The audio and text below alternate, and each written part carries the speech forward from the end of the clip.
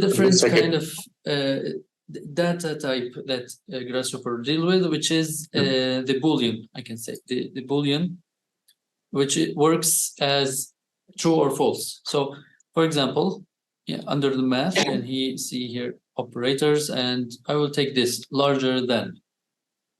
So I will just put this here. So to see the output, I will Control-C, Control-V, copy my panel to link the output. But now I will use this slider as the first number, and I will plug in the second number. I will say 0.5 without just clicking out. So this will be my second number. It's also a panel similar to this. I just Control-C, Control-V. I dragged and linked.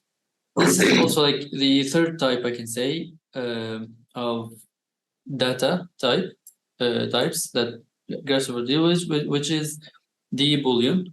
If you hover over the larger than, you can see the shape of the Boolean from parameters.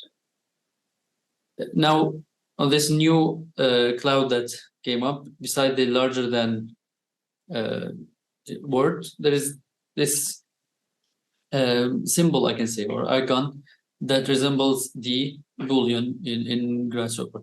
So it says only, is it true or false? So it's also very useful. So a lot of times when, as you said, like I want to check if this radius is bigger than this thing, then create a circle. If not, create I don't know, a square. So something like this. So these are very useful with these commands, the true and false. And as I can see, because we have here slider, whenever we become more than 0.5, it will turn true, less false. So as easy as this. Because it's calculated actually, is it larger than this? Yeah, now it's true. It's larger than. We have like these different types. We have numbers. Here, for example, number, but also like texts and booleans. So these are the basic three types.